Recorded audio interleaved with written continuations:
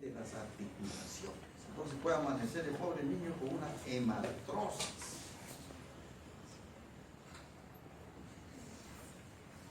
Esto es la hemofilia grave. Sin embargo, los podemos proteger. Separamos. Entonces, ¿dónde está el factor 8? Está en el plasma. Entonces concentramos factor 8 del plasma.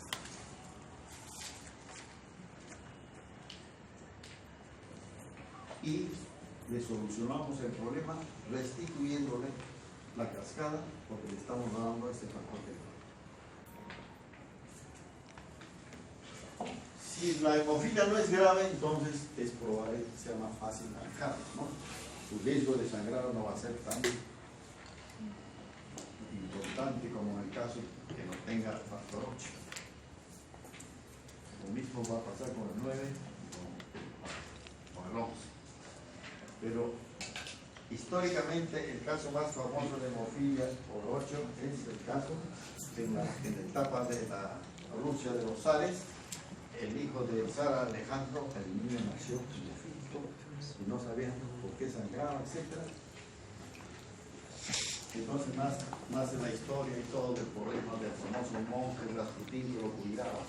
No sabía qué hacía, pero lo cuidaba mucho al niño y adquirió gran poder en la corona de los zares. Pero tuvo sus enemigos y todo hasta que lo quisieron matar y le dieron cianuro en chocolates porque le gustaba mucho el chocolate y el licor. Le dieron cianuro, chocolates, pero le dieron unas pastas más y vieron que no le hizo nada al cianuro. El cianuro nos mata, ¿no? Hasta 100 miligramos, 50 miligramos para matarlo. Porque ¿dónde actúa el cianuro? Dicho. Cuando hemos hablado de la respiración interna, cuando los citocromos se oxidan, llevan el oxígeno y transfieren el oxígeno a los tejidos.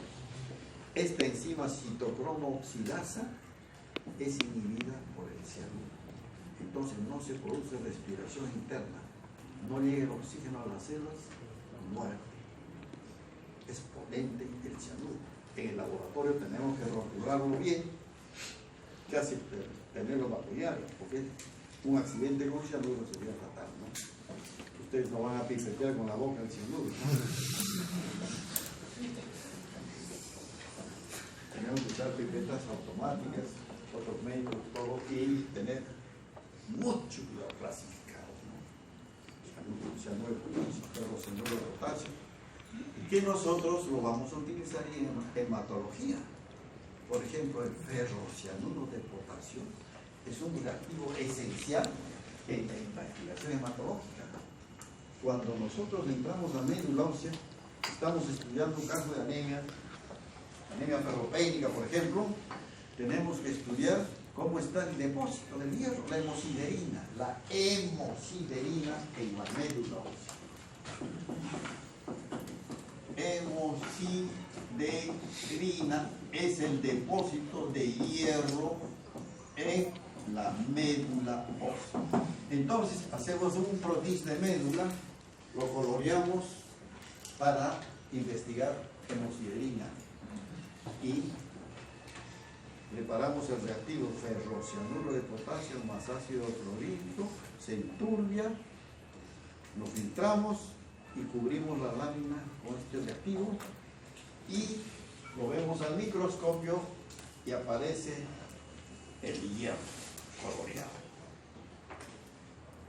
de un color azul de Prusia y cuantificamos la hemosiderina está aumentada, está disminuida o está ausente.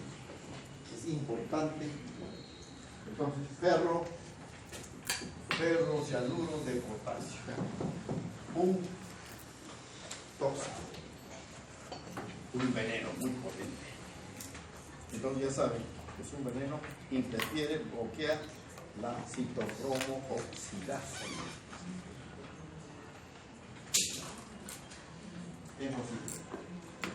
Entonces, los trastornos de la coagulación son de dos grandes grupos. Trastornos congénitos, que estamos hablando ahora, y trastornos adquiridos. Hemos dicho que el trastorno adquirido más frecuente es la hemorragia del recién nacido.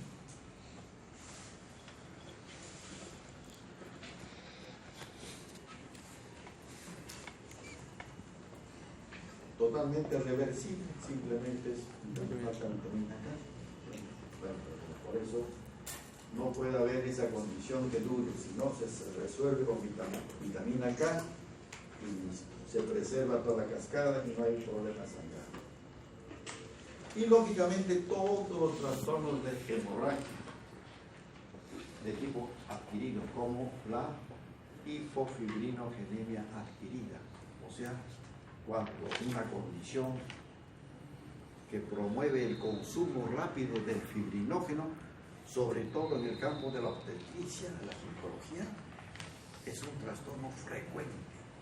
Atonía uterina, que no se contrae el útero, hemorragia después del alumbramiento o del parto, y la paciente sigue sangrando y no sabemos cómo, si se ha suturado bien todo.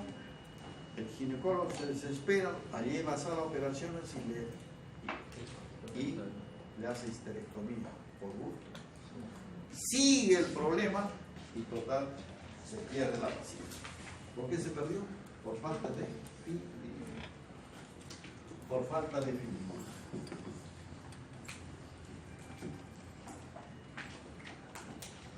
Debe recordar el ginecólogo, el médico en general, internista, etc. Debe siempre pensar en problemas de sangrado, porque la paciente está tendencia a sangrar adquirida, no lo tenía, etc.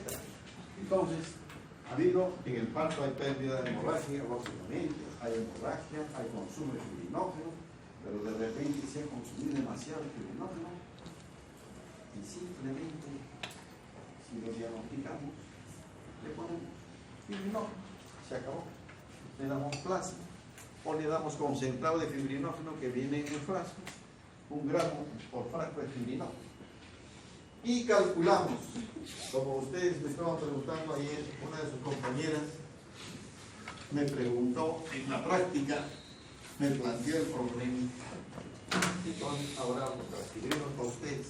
Le digo, ¿cómo calculo la cantidad de fibrinógeno que debo darle a la paciente?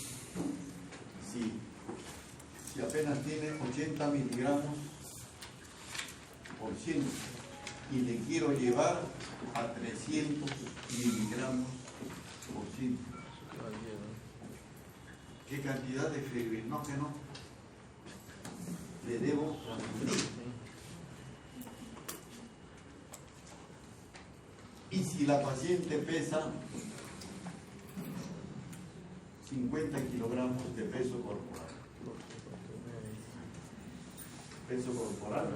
50, pesa 50, tiene 80 miligramos por ciento, debo corregirle a 300 miligramos.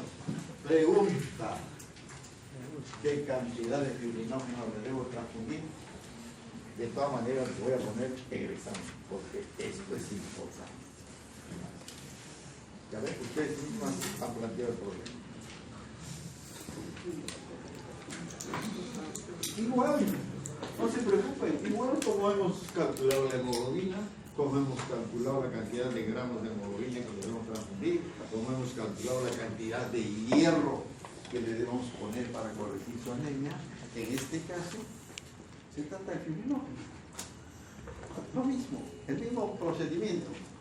Entonces, ¿qué hacemos? Le calculamos su volumen sanguíneo total. Pero el fibrinógeno está en la sangre, no, está en el plasma.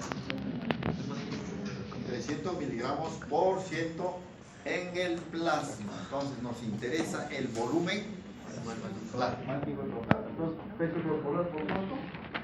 ¿Mujer? Muy bien, por 34. Listo. Peso corporal por 34 me va a dar volumen plasmático total. Porque hemos dicho que 34 más menos 3 es el volumen plasmático en la mujer. Y 33 más menos 5 es el volumen plasmático en él por kilogramo de peso. ¿No es verdad? A no ser que nos den el hematocrito. Si me dan el hematocrito, entonces su volumen plasmático es de 70%. 70% del volumen sanguíneo. Entonces, le sacamos el volumen sanguíneo total, multiplicamos por 60% y es el volumen plasmático. ¿Por qué? Porque nos han dado el hematocrito. Pero si no nos da el hematocrito, entonces, como él ha dicho, volumen plasmático, volumen plasmático igual 34 por peso corporal, 34 mililitros por kilogramo de peso corporal, me da volumen plasmático. Entonces tengo volumen plasmático total. Multiplico por ¿cuánto? De 80 a 300, 220 miligramos por ciento más. Debo saber, para ver la cantidad total de fibrinógeno que necesito para este volumen plasmático. Entonces estamos multiplicando por 220 miligramos por ciento. Si 220 miligramos hay en 100, ¿cuánto habrá en todo su volumen plasmático? Listo, me da el fibrinógeno total en miligramos. ¿Listo? Qué sencillo. Necesitábamos calcular su volumen plasmático porque nos dio el peso. Si nos dio el peso, no hay problema. Si nos da el hematocrito, también por el volumen sanguíneo total y por el hematocrito 40, su plasma será 60. ¿De verdad? Porque hematocrito se refiere a la masa molecular. Y la diferencia 100 es el volumen plasmático. ¿Está bien claro o no? ¿O hay alguna duda? Entonces eso va a salir, pues, multiplicamos acá. Si pesa 50, su volumen es 50 por 59 mililitros. Y lo demás ya es simplemente aritmética sencilla.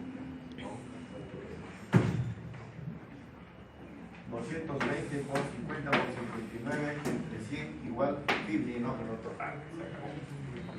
Entonces le transfundimos el fibrinógeno en plasma de donantes conocidos que tengan unidades de plasma, o mejor le damos fibrinógeno concentrado que se llama parenógeno. De banco de sangre también tiene fibrinógeno en frascos de 1 gramo, se llama parenógeno. Y hablando entonces de banco de sangre, eso es fundamental. El trabajo de banco de sangre es fraccionar la sangre, porque prácticamente no existe la condición de transfundir sangre total a un paciente. Si quiero salvarle del shock hipovolémico, lo voy a sacar simplemente con sustitutos de plasma o condición fisiológica normal, etc. Ya le pongo volumen y le salvé la hipotensión, el shock y todo. Ya corregirle la hemorragia es otra cosa. O la anemia. Falta el glóbulo rojo, le doy transfusión de glóbulos rojos, paquete de glóbulos rojos. Entonces, transfundir sangre total es por gusto.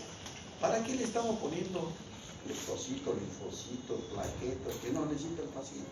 Plasma. Está con anemia. Si está chocándose, falta el volumen.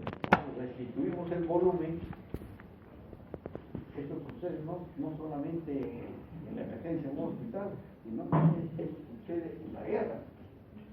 Primero se va a morir el soldado, se va a morir por falta de volumen, que podemos salvar la vida, agarramos un poquito, sacamos el cuero o lo que da encargado y le transfundimos, listo, le salvamos mucho y lo podemos evacuar. ¿Qué interesa corregir la anemia? Que le haya bajado de 14, le haya bajado a 11, 10, 9% gramos de volumen. ¿Qué interesa?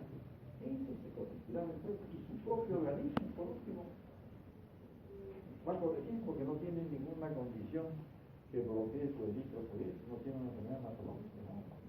Ha perdido sangre en la guerra, se ha chocado, simplemente le ponemos volumen y lo hemos salvado y lo evacuamos. Y no, igual en la situación de emergencia, mientras haga la compatibilidad sanguínea, la prueba cruzada, etcétera, se va a demorar, que ustedes inmediatamente entran a vena, brazo derecho, brazo izquierdo, y le ponen lo que tengan, una solución fisiológica, un sustituto de plasma, un expansor, listo. Cuando viene la sangre, muy bien, su paquete de unidad. ¿No?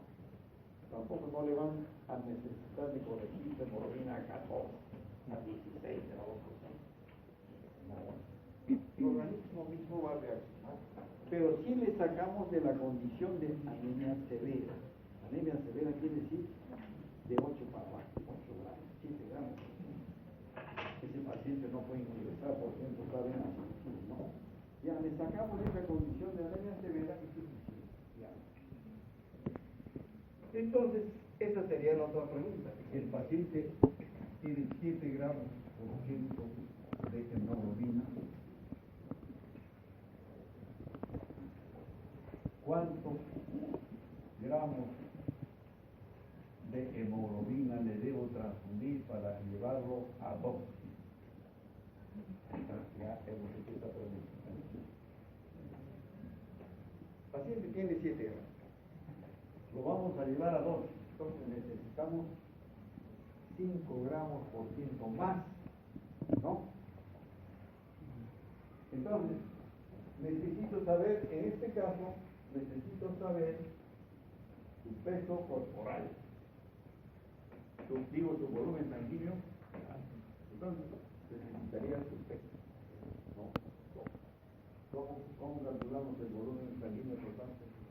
Calculamos entonces el volumen sanguíneo total y calculamos de 7 a 12, 5% multiplicado por el volumen sanguíneo total es la cantidad de hemoglobina que necesitamos.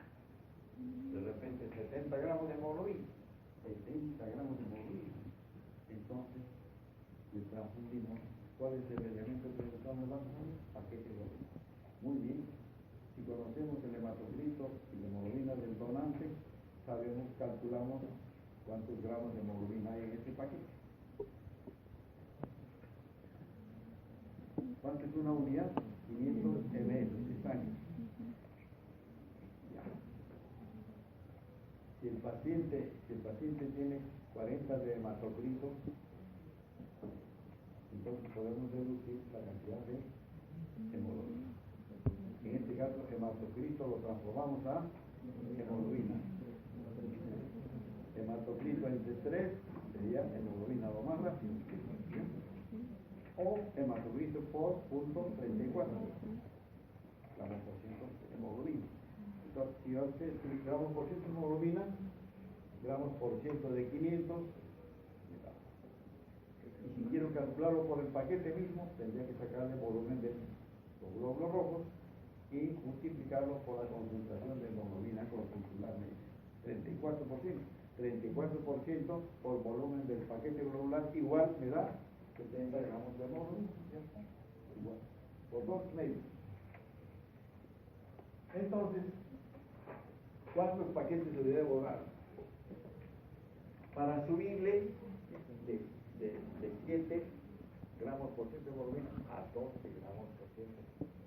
Entonces calculamos, si nos sale 140 gramos de hemoglobina, entonces con 2 paquetes ya está todo. Bien, ¿qué les parece? Hasta acá hemos hablado mucho de muchos valores, de muchas relaciones. Entonces, el capítulo de trastornos